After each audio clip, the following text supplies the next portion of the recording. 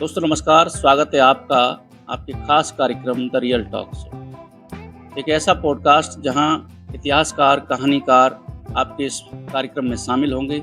आज के हमारे खास मेहमान हैं शैलेंद्र नरवाल। शैलेंद्र जी एक शिक्षक हैं, इतिहासकार हैं और अब तक करीब 70 से 80 डॉक्यूमेंट्रीज का आपने फिल्मांकन किया है या डॉक्यूमेंट्रीज आपने तैयार की है।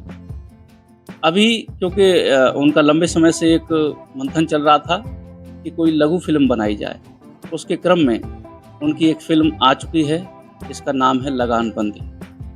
लगानबंदी फिल्म को पिछले कुछ अंतराल में जिस मन के साथ, जिस समर्पण के साथ इस फिल्म को तैयार किया गया, अब चूंकि फिल्म जो है वो रिलीज हो चुकी है, लोगों के मध्य आ चुकी है, लोगों ने उस फिल्म को देखा है और निश्चित रूप से जिस प्रकार से लोगों की प्रतिक्रियाएं इस फिल्म को लेकर के मिली फिल्म को देखने के बाद, तो वो बहुत ही एक सकारात्मक और बहुत ही उत्साहवर्धन करने वाली थी।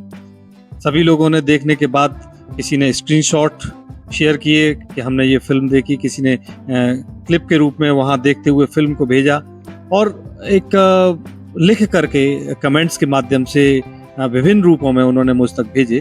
तो जब मैंने उन कमेंट्स को पढ़ा तो निश्चित रूप से जो पिछली मेहनत इस फिल्म को लेकर के जिस भाव के साथ इस फिल्म को तैयार किया गया था, तो उस वक्त ऐसा लगा कि ये फिल्म जो है वो मैंने दिल से बनाई और लोगों के दिल तक पहुंचने में ये फिल्म कहीं ना कहीं सफल रही है। वो कहीं ना कहीं पहले विचार में आई होगी और विचार को वस्तु बनाना एक बड़ा चैलेंज होता है और मैं समझता हूँ कि आपने वो लगानबंदी का विचार, उस आंदोलन पर फिल्म बनाने का विचार वस्तु बना दिया है, तो इसके लिए तो पहले आपको बधाई। और लोगों के सामने प्रस्तुति का माध्यम क्या चुने, तो कैसे आप पहुँचे लोगों को? ये फिल्म जो है वो आगरा में किसानों के एक अंग्रेजों के विरुद्ध स्वतंत्रता आंदोलन के दौरान 1930 में किसानों का एक बड़ा आंदोलन हुआ लगानबंदी का, और ये आंदोलन उत्तर प्रदेश में आगरा एक ऐसी जगह थी जहां इसको चलाया गया और 2 गांव इसके लिए चुने गए थे, बरौदा और भिलावटी। तो ये जो कहानी है लगानबंदी की, वो इस लगानबंदी आंदोलन के अगुआ महाशय डरोली सिंह जी और उस समय जो किसानों ने अंग्रेजों के विरुद्ध जाकर के ये कहा कि अब हम आपके मनमाने लगान को नहीं देंगे, तो ये उनके जज्बे की कहानी है। तो इस कहानी का बहुत समय से मेरे जहन में ये बात थी कि क्यों ना इस आगरा के इस कहानी को, इस महत्वपूर्ण ऐतिहासिक बात को क्यों ना लोगों के साथ साझा किया जाए। तो इस फिल्म के लिए किस प्रकार से किन पात्रों का चयन होगा, मुख्य किरदार कौन करेंगे और अन्य किरदारों को किस तरह से कौन कौन करेंगे, इसका चयन एक बहुत बड़ी चुनौती था। फिर उन जगहों का चुनाव करना जो 1930 के परिदृश्य को दिखाएंगी, उस जगह का चुनाव करना वो भी एक बड़ा चुनौतीपूर्ण था। कहने का मेरा आशय है कि हर पग पग पर अलग अलग तरह की चुनौतियों से भरा हुआ ये रास्ता, किस प्रकार का बैकग्राउंड म्यूजिक रहेगा, किस प्रकार के इसमें आपने चूंकि फिल्म देखी हुई है, आप उस फिल्म को बड़ी नज़दीकी से जानते हैं, तो गीत भी हैं इसमें बाकायदा और संगीत भी है, तो किस प्रकार के गीत रहेंगे, उनका क्या तरीका रहेगा, तो एक पूरा सा एक कहीं ना कहीं हमने एक अच्छा सा कॉम्बिनेशन इसमें बनाने की कोशिश की और रास्ता चुनौतियों से भरा हुआ था। लेकिन जैसे जैसे हम आगे बढ़े उनके हल भी मिलते गए और फिर हम इसको एक आज कह सकते हैं कि खूबसूरत सी फिल्म बनाने में हम इसके सफल हुए। कहा गया और इसकी स्क्रीनिंग की गई माही इंटरनेशनल स्कूल है आगरा में ही, और वहाँ पर एक अच्छे स्तर की स्क्रीनिंग की गई और विशेषज्ञ उस फिल्म को उन्होंने वहाँ पर देखा। पूरी टीम लगानबंदी इस दौरान मौजूद रही। तो आपको याद होगा कि जब फिल्म चल रही थी तो जिस प्रकार से फिल्म के साथ दर्शक जुड़ करके और उसको जहाँ उनको उत्साह दिखाना है तो वहाँ वो उत्साह भी दिखा रहे थे। जब गाना अगर बजा वहाँ पर तो दर्शक सामने आकर के उस गाने के साथ कहीं ना कहीं अपने आप को जोड़ करके नृत्य भी कर रहे थे। और जब अंग्रेजों के विरुद्ध ऐसा कोई सीन आ रहा था जिसमें उनको आक्रोश दिखा रहे थे पर्दे पर हम, तो दर्शक भी कहीं ना कहीं अपनी प्रतिक्रिया स्वरूप जो है वो उसके साथ, सीन के साथ अपने आप को जोड़ रहे थे। कहने का मेरा आशय है कि हर सीन के साथ दर्शक कहीं ना कहीं अपने आप को एक जुड़ा हुआ महसूस कर रहे थे, उनका प्रदर्शन हम साक्षात देख पा रहे थे। तो यहाँ से हमें एक फीडबैक मिल रहा था कि जो प्रयास, जिस मेहनत और शिद्दत के साथ हमने किया है, वो कहीं ना कहीं जो है वो लोगों तक पहुंचा है।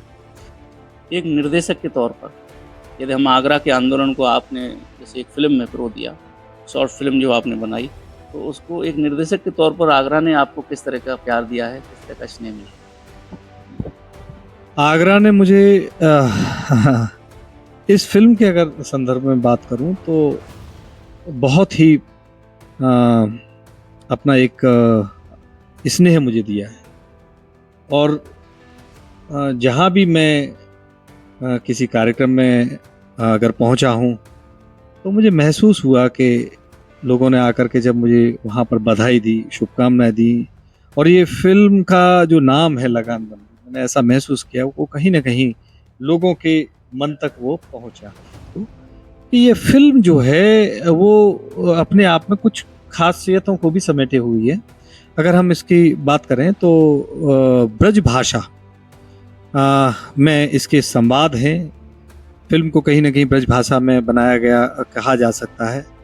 उसके साथ साथ जो ग्रामीण परिदृश्य है, जो उस वक्त का जिस प्रकार का रहन सहन था, जिस प्रकार के मकान हुआ करते थे, जिस प्रकार से जो पूरा एक परिदृश्य था, खेत खलियान, इन सबको इसमें समाहित किया गया है। और इस फिल्म को जो है एक विशेष कॉम्बिनेशन से तैयार किया गया है, वो है श्वेत श्याम यानी ब्लैक एंड वाइट और कलर्ड के कॉम्बिनेशन से। तो वो भी एक खूबसूरत सा कॉम्बिनेशन है। और भी कई इसकी खासियतें हैं फिल्म की। तो मैं सभी दर्शकों से ज़रूर ये कहना चाहूँगा कि इस फिल्म को आप एक बार ज़रूर देखिएगा और आपको बड़ा अच्छा लगेगा। हमारा जो मन में था वो ये इन सब बातों के पीछे अपने जो आगरा की एक महत्वपूर्ण कहानी को, आगरा के महत्वपूर्ण नायक हैं उनको विषय में लोगों को अवगत कराना था और कहीं ना कहीं इतिहास से रूबरू कराना था। तो उसी उद्देश्य को लेकर के हमने इस फिल्म को बनाया है। अभी इसकी फिल्म की अगर पृष्ठभूमि की अगर हम बात और करना चाहें तो ये फिल्म जो है मुख्य रूप से कहा जा सकता है कि महाशय डरोली सिंह जी स्वतंत्रता सेनानी हैं, उनकी बायोग्राफी पर बेस्ड ये फिल्म है। और लगानबंदी जिस प्रकार से 1930 में आंदोलन चलाया गया, तो वो लगानबंदी आंदोलन के एक अगुआ हैं और उनकी इस कहानी को, किसानों के जज्बे को इस फिल्म लगानबंदी में समाहित किया गया है। तो जिस तरीके से महाशय जी का आपने जिक्र किया, महाशय जी का योगदान शायद इतिहास के पन्ने कभी भुला नहीं पाएंगे और उसको आपने एक तरोताज़ा माहौल दिया है लोगों के अंदर। उस चीज़ का जो अनुभव है, उस समय की घटनाक्रम, जो उस समय महिलाओं की जो भूमिका आपने इसमें लाई, वो निश्चित तौर पर आज जो कई बार ये होता है कि पुरुष और महिलाओं में असमानता की खाई को यदि कभी चर्चा होती है, लेकिन वहाँ एक संगठित रूप में, एक अच्छे परिवार के संचालन में भी और एक आंदोलन में महिलाओं की जो भूमिका इसमें समाहित है, उस पर आप प्रकाश आप डालेंगे तो और अच्छा। इसमें जिस प्रकार से न सिर्फ पुरुषों का इस आंदोलन में योगदान रहा, उसको उभारा गया है, बल्कि महिलाओं की सक्रिय भूमिका इस फिल्म में रही।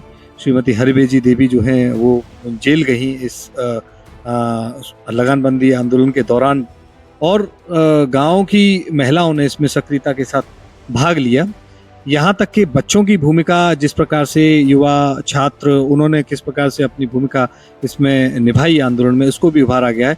तो हर वर्ग, समाज का हर तबका जो है वो इस आंदोलन से जुड़ा, तो उन सभी बातों को इसमें समाहित किया गया। आपको याद होगा कि जब इतिहास एवं संस्कृति विभाग में इस फिल्म को चलाया गया था तो मैं थोड़ा सा सहमा हुआ भी था, क्योंकि विशेषज्ञों के मध्य इस फिल्म की समीक्षा होनी थी।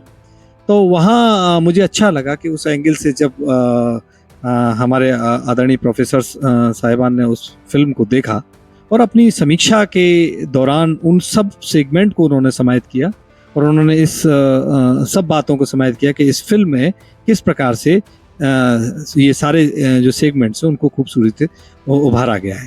तो अच्छा लगा कि वो हमने कोशिश की है वो लोगों के मध्य एक अच्छी तरह से पहुंच पाई। तो अब क्या माना जाए कि आगे भी आपके निर्देशन में हमें इसी तरह की फिल्में, इसी तरह की डॉक्यूमेंट्रीज और इस तरह के नायकों की कहानियाँ मिलती रहेंगी। उम्मीद करते हैं कि ईश्वर फिर से कोई ना कोई हमें अवसर देंगे, माध्यम बनाएंगे कि कोई अच्छे से जो विषय हैं, जो कहीं ना कहीं ज्ञानवर्धक हैं, जो कहीं ना कहीं एजुकेशनल है, इन विषयों को, जितने भी हमारे विषय हैं वो सारे कहीं ना कहीं एजुकेशनल हैं, ज्ञानवर्धक है। तो अगर ईश्वर ने फिर कोई माध्यम बनाया तो हम तैयार हैं उस भूमिका के लिए। द रियल टॉक शो में जो आज आपसे बात हुई, उसके लिए आपने जो समय दिया उसके लिए आपको एक बार फिर से धन्यवाद। बहुत बहुत धन्यवाद भाई राज जी। और साथ ही मैं एक बात और जोड़ना चाहूँगा कि हमारे भाई राज यादव जी न सिर्फ एक पत्रकारिता जगत में अपनी एक अलग पहचान बनाते हैं, बल्कि विषयों को समझना और विषयों को पूरे दृढ़ संकल्प के साथ, पूरी ईमानदारी के साथ लोगों के मध्य ले जाना, ये उनकी व्यक्तित्व की खासियत कही जा सकती है। द रियल टॉक शो, ये एक कार्यक्रम, मेरा ऐसा विश्वास है और मेरी साथ ही शुभकामनाएं भी हैं राज जी को कि भविष्य में ये जो प्लेटफॉर्म है वो अपनी एक साख और अपनी एक जो है एक ऐसी मजबूत पहचान जो है वो बनाएगा, जहां से लोगों को न सिर्फ सकारात्मक संदेश जाएंगे, बल्कि कई प्रकार की इस प्रकार के महत्वपूर्ण यहाँ से गतिविधियां भी होंगी जो कहीं न कहीं समाज को कहीं न कहीं दिशा दिखाने का कार्य करेंगी। तो मैं इनके जज्बे को, इनके जोश को सलाम करता हूं। और मैं आपको इसके पीछे साथ ही ये भी कहना चाहता हूं कि इस फिल्म लगानबंदी के संदर्भ में भी भाई राज यादव जी इसका एक मजबूत जो है वो स्तंभ है।